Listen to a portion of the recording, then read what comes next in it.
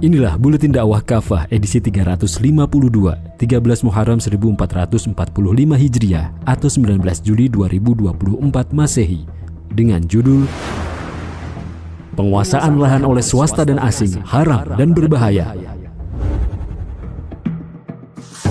Presiden Jokowi baru saja menandatangani peraturan Presiden atau Perpres nomor 75 tahun 2024 tentang percepatan pembangunan Ibu Kota Nusantara atau IKN pada 11 Juli 2024. Perpres tersebut mengatur rentang waktu hak guna usaha atau HGU di IKN untuk para investor adalah sampai 95 tahun dan bisa diperpanjang sampai 95 tahun lagi. Total 190 tahun. Harapannya, aturan tersebut akan mengundang kehadiran investor asing di IKN yang masih nihil. Perpres ini jelas bertabrakan dengan sejumlah aturan, mengancam kedaulatan negara, dan lebih buruk daripada aturan agraria yang dibuat oleh penjajah Belanda VOC. Sebagaimana diketahui, Undang-Undang Agraria Kolonial saja hanya memberikan hak kepada investor mengelola perkebunan paling lama 75 tahun. Sejumlah bahaya. Salah satu alasan pemerintah memberikan HGU yang begitu panjang bagi investor adalah untuk memberikan kepastian dalam berinvestasi. Hal ini disampaikan oleh Menteri Agraria dan Tata Ruang atau Kepala Badan Pertahanan Nasional Agus Harimurti Yudhoyono. Sebagaimana diketahui, pemerintah akhirnya mengakui bahwa IKN sampai hari ini masih gagal mengundang investor asing. Ini bertolak belakang dengan gembar-gembor Presiden Jokowi yang pernah menyatakan investor sudah antri masuk IKN. Penyebab investor belum mau masuk ke IKN bukan semata persoalan HGU, namun beberapa kondisinya yang masih jauh dari selesai. Bahkan diakui oleh Menteri Investasi atau Kepala Badan Koordinasi Penanaman Modal BKPM, Bahlil Lahadalia, klaster pertama IKN saja belum selesai 100%. Klaster pertama ini mencakup kawasan inti pemerintahan, seperti Presiden dan Wakil Presiden, lembaga tinggi negara. Sebab itu pula Presiden Jokowi tidak berkantor di IKN pada Juli ini karena kondisinya jauh dari layak, minim air, listrik, dan sebagainya. Padahal awalnya pemerintah begitu percaya diri kalau Presiden akan pindah kantor ke IKN pada bulan Juli tahun ini. Pemberian HGU sepanjang 190 tahun yang ditujukan untuk mengundang investor tentu mengandung sejumlah persoalan dan ancaman untuk negeri ini.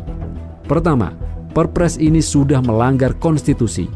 Menurut Konsorsium Pembaruan Agraria dengan Perpres 75/2024, pemerintah telah melanggar dua dasar hukum, yakni Undang-Undang Nomor 5 Tahun 1960 tentang Pokok-pokok Agraria dan Putusan Mahkamah Konstitusi Nomor 21/22 Tahun 2007 tentang pemberian hak tanah kepada investor. Undang-Undang Agraria mengatur HGU maksimal selama 35 tahun dan bisa diperpanjang maksimal 25 tahun jika memenuhi syarat. Kedua, peraturan ini lebih buruk dari aturan kolonial.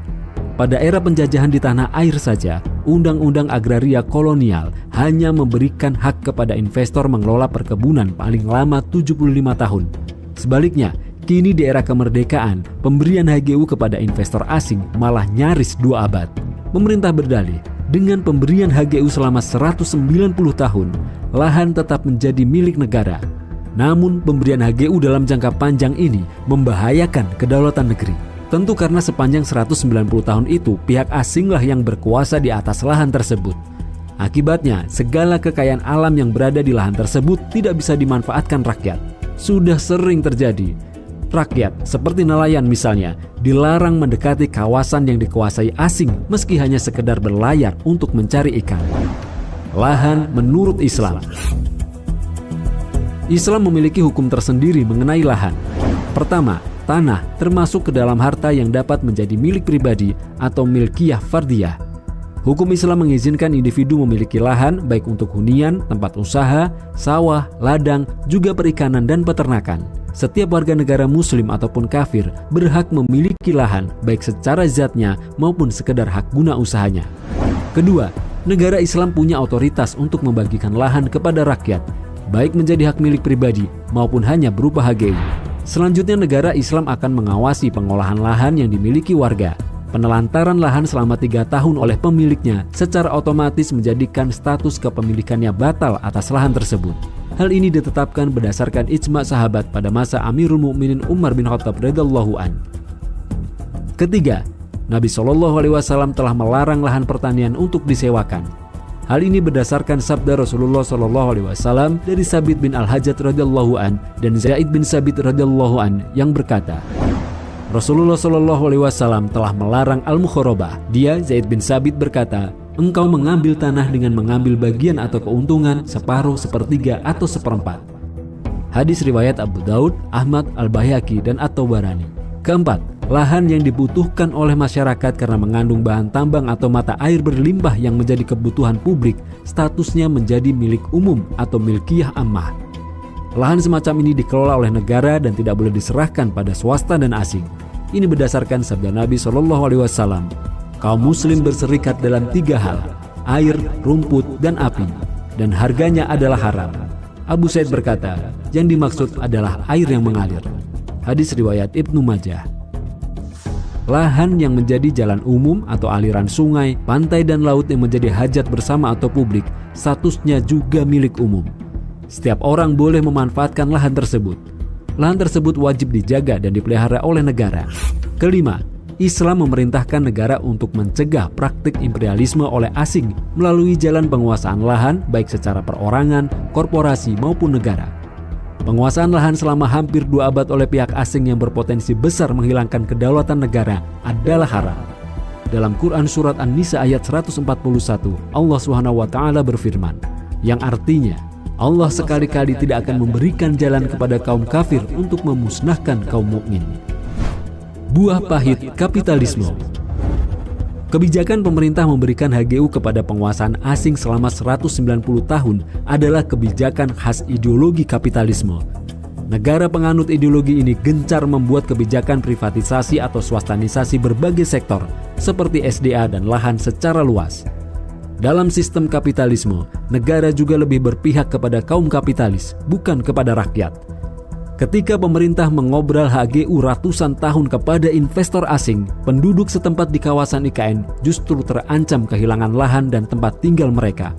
Warga Pamaluan, Kalimantan Timur terancam digusur oleh Otorita Ibu Kota Nusantara atau IKN. Warga Sepaku mendapat peringatan agar tidak melakukan kegiatan apapun di atas lahan yang dianggap milik Badan Bank Tanah. Pembangunan IKN juga mengancam lingkungan dan kehidupan masyarakat sekitar. Ada ekosistem mangrove di Teluk Balikpapan seluas 2.600-an hektar yang terancam rusak dan mengancam keberadaan berbagai satwa di sana.